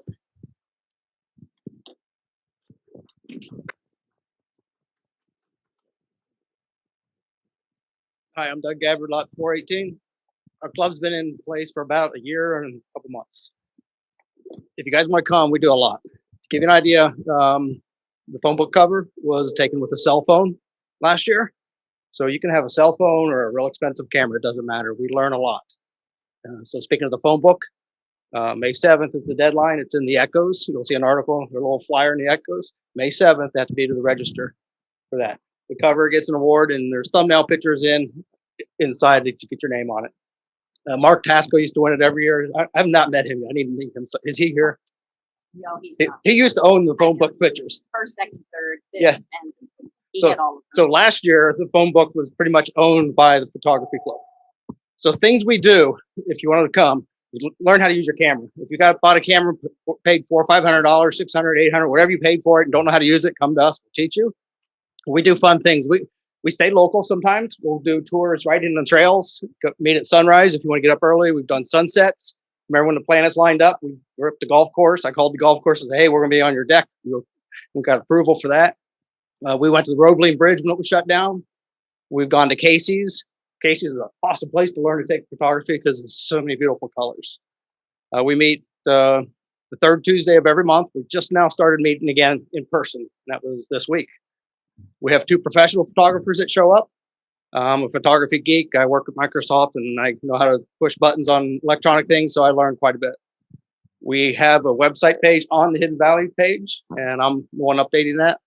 And the club members, if you want to work with me on your website, let me know. I'll help you update that or get it formed. I'd like to get our website to where there's one page, because right now, if you're like me, I'm getting old. I'm navigating with the menu. I pull down and it pops out and it goes over, and then I'm off and it goes away. Go back up to the menu, and it takes me 3 or 4 tries to get to my own site. So I want to make a single page of pane where it has icons on it so we can find things a lot easier. So things like that I'm working on. But come to our photography clubs. We have a lot of fun. And like I said, I think, where is she at? Shirley. I think she won she had the cover page last year, and that was with the cell phone. So don't think you have to come with this high-end DSLR camera or whatever you think you have to have. We have fun. Yeah. Right.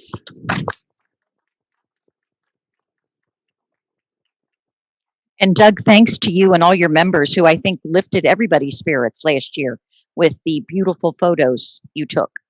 So thank you. Is there anyone here from the Valley Farmers? Okay. Oh my gosh. I am pleasantly and thrillingly surprised. Dave Bushmiller, spelled like the 2 beers. We will remember that.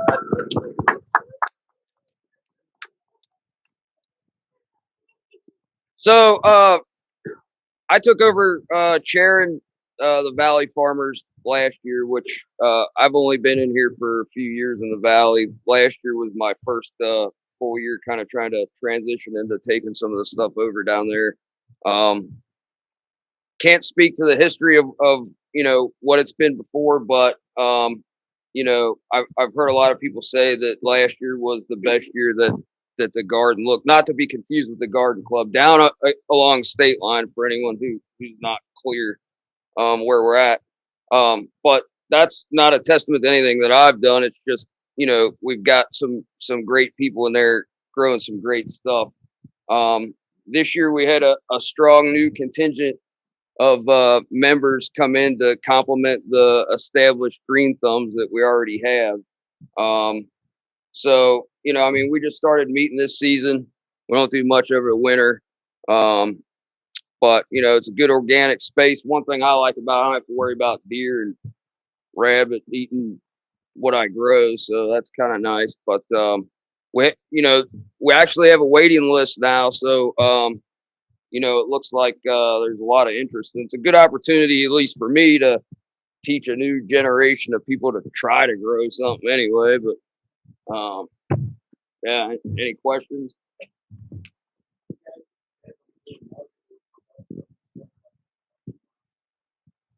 We don't. I know there has been some donations that go to the Dearborn County Food Pantry on occasion. But you know, that's something that we can talk about next time we meet. And you know, I'm open to doing anything really. So cool. I'm gonna head out the door. I got to go to work. I'm a third shifter, so not to speak in bail, but.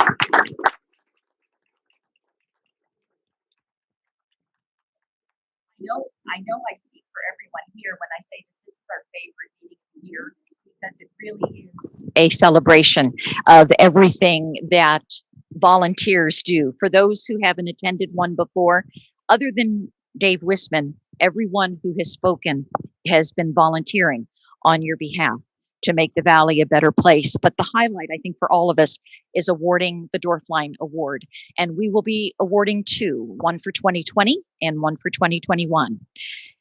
And the Dorfline Award was established to honor and remember James G. Dorfline, and it's been presented annually since 1992. The award reads, for outstanding service and community dedication, it is awarded annually to the Hidden Valley Lake property owner whose leadership, creativity, or enhancement of community preeminence has resulted in the year's most significant contribution to community excellence. Volunteerism in Hidden Valley Lake is thriving, driven by individuals who dedicate countless hours over many years. And the board's thinking on who should be awarded the Dorfline has evolved. The groups or individuals honored with the reward now tend to be those who have devoted many hours over many years to the betterment of Hidden Valley Lake. The board of directors is pleased to present the 2020 award to a group that perfectly illustrates its new approach to the award, the Hidden Valley Riders.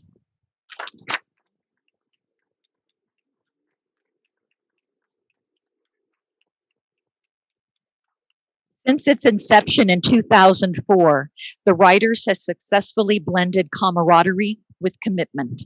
They have a passionate commitment to honoring our nation's military. Year after year, the Riders are the driving force behind our community's Memorial Day commemoration as they plan both the poignant service at the Veterans Memorial and the parade through the valley. They are also committed to helping numerous local charities, among them the North Dearborn Food Pantry, Safe Passages, and the Yes Home. Each year, the Riders raise funds for these worthy charities, improving the lives of the individuals who rely on them for sustenance and support. The Riders' good works enhance life in Hidden Valley Lake and improve lives in Dearborn County. We are a better community because of their service and commitment.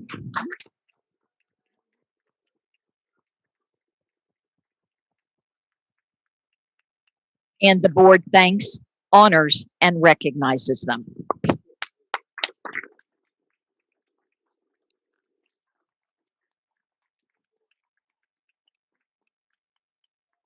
Come on up.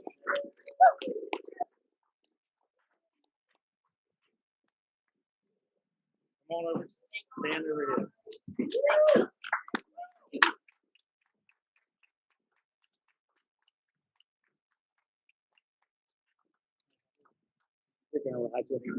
I am on Memorial Day. And a copy of the If badge you want to ride, just tell me. that we will be putting on our jackets and vests. Wonderful. It is what is traditional is that we give the winner of the Dorfline Award a plaque. And I am sure that there are varying levels of excitement over getting a plaque, but Someone had the wonderful idea that the POA will be buying patches for each of the riders to wear on their jackets or vests. And Mark, if you would like to read what the The patch is exactly what it says. The James G. Dorfline Memorial Award presented to Hidden Valley Riders 2020 for outstanding service and community dedication. And these guys work it.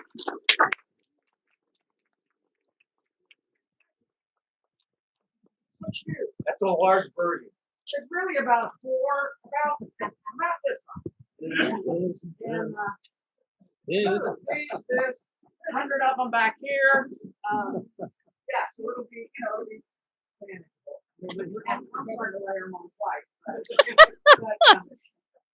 Not a plaque on the wall, it's a plaque on a jacket. Absolutely. I will do that. We can create something that will hang like in Rich's office or something, Of course. something to acknowledge because it'll be on us. I but understand. I would like for it to be in here. It will be. And you will also have your names on the permanent plaque in the lobby of our building that you have been so honored. So, when Pat emailed me a week or two ago saying, "Hey, can you call me?" And I'm like, "Gosh, I hope she doesn't ask me to run for a board position or be on a committee." I've been there, done that. So, but I was pleasantly surprised and honored that we could be here, that our group won the award for this year. So I truly appreciate it. And this is a small sample of the group. We currently have roughly 55 members, but these are just the members for 2021. Like I said earlier, we go back 16 years. There's been a lot of other members that aren't standing up here tonight that have contributed to the community over the years. So I truly appreciate this honor. Well, you on behalf of the You riders. are the best of us. Thank you.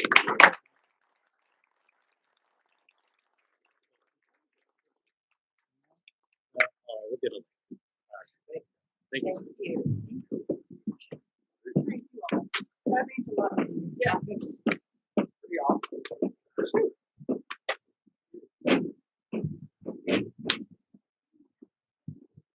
Congratulations. Thank you. Now, with the 2021 Dorfline Award, the board of directors is honoring an individual. This individual has a long history of volunteering for the betterment of Hidden Valley Lake. You might find our choice curious, though, as you think of him as a purveyor of good food and drink at Willie's and the Hidden Valley Golf Club. Allow me to give you, as Paul Harvey used to say, the rest of the story. 2021's Dorfline Award winner is none other than Steve Van Wassenhout.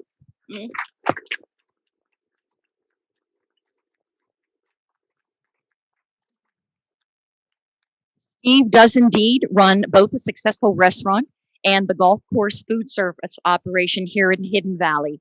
However, he does so much more. Think back over the years to any large community event here at Hidden Valley Lake. The odds are that the hospitality offered was planned, staffed, and largely financed by Steve. He has a long history of generosity with space, food, and drink for POA-sponsored events such as town halls, drug awareness events, and meetings such as this one. The most recent example of his largesse was Election Day in November of last year. This was a polling place, and Steve provided food and beverages for all the poll workers. He was a constant presence throughout the day, ensuring that workers were taken care of and that everything was flowing smoothly.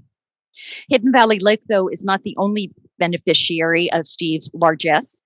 Numerous groups throughout Hidden Valley, throughout Dearborn County, St. Lawrence School in particular, received significant financial support from him. He is a notable and generous ambassador for Hidden Valley Lake. Now you know the rest of the story, and we in Hidden Valley Lake are fortunate to have Steve as a neighbor, supporter, and friend, and the board is pleased to present him with the 2021 Dorfline Award.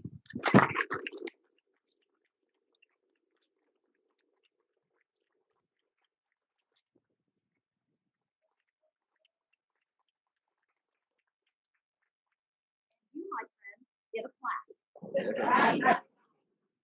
Now, you do. And it used to be traditional that we would give a gift certificate to Willie's. And we kind of thought that you might be underwhelmed with that. So we have a gift certificate from the Pro Shop for you. Oh, good. I thought you were going to say that.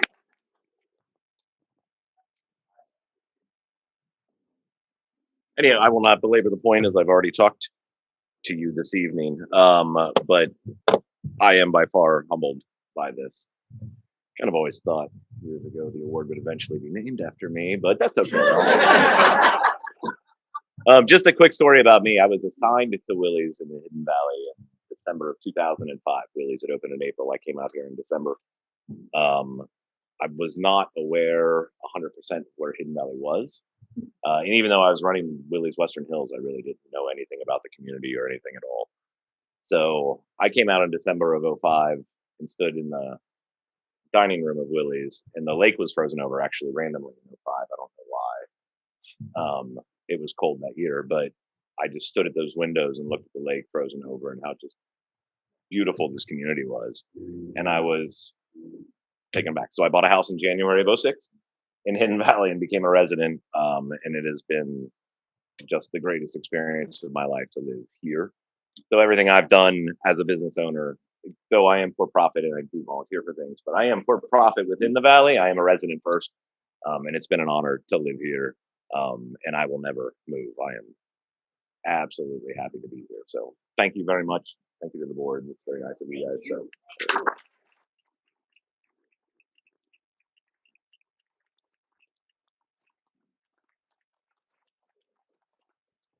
All right, is there any old business?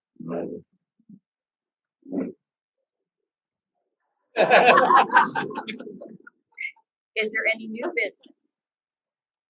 Yes. Hi, my name's Andrew. I live in and what I'd like to talk today about is the Bond Road landfill and Rumpke expansion. Okay.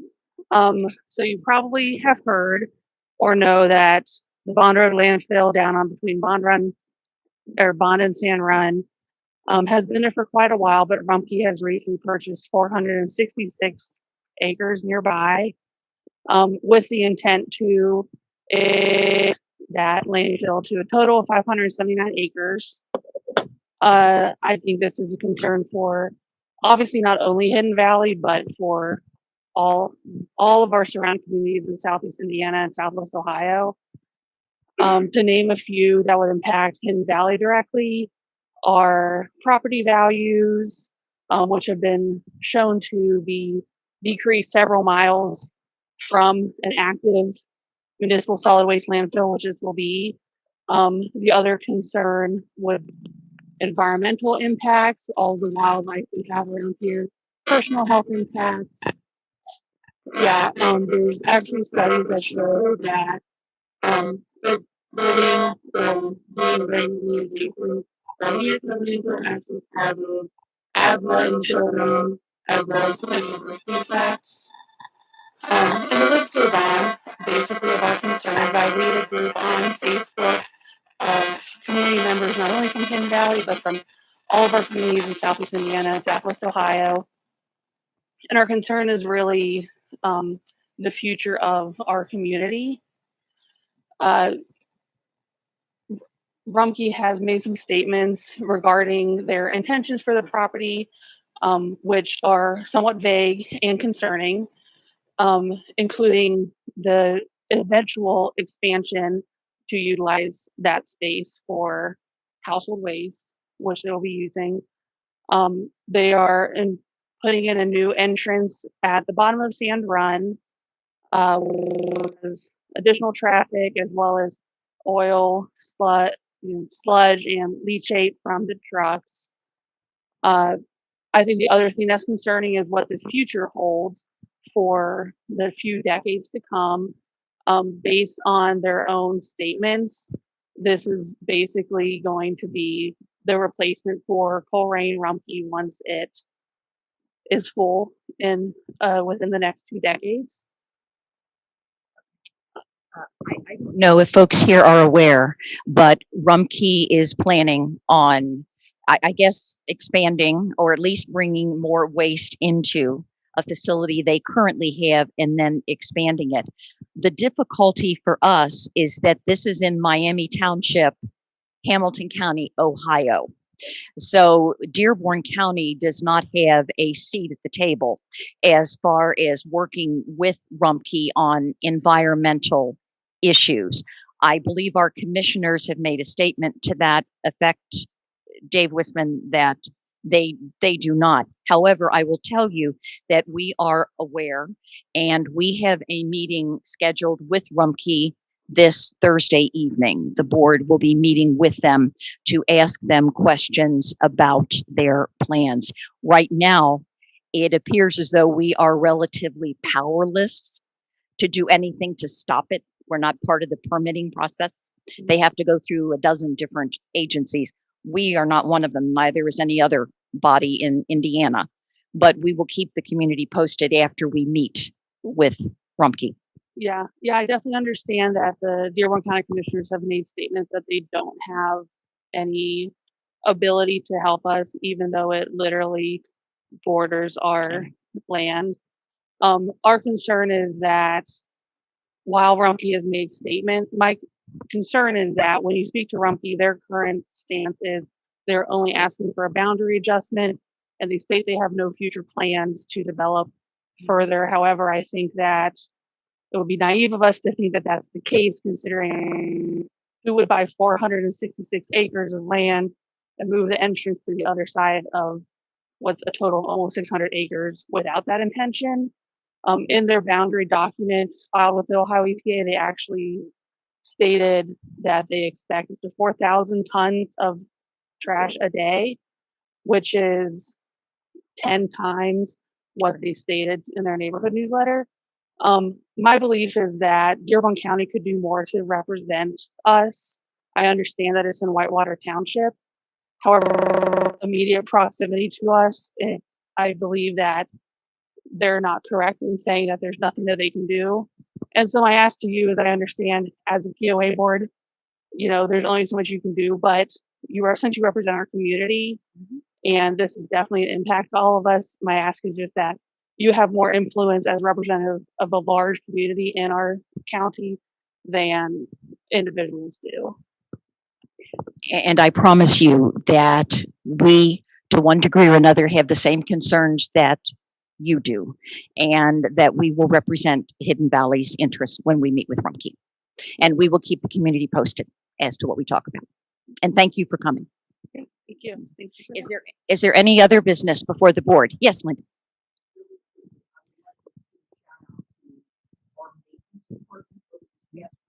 To go on record. Coming down US 50 was a nightmare. The minute I hit Hidden Valley, even the main hill was great. A great shout out to our road crew. They've done a wonderful job this week and to be recognized. Do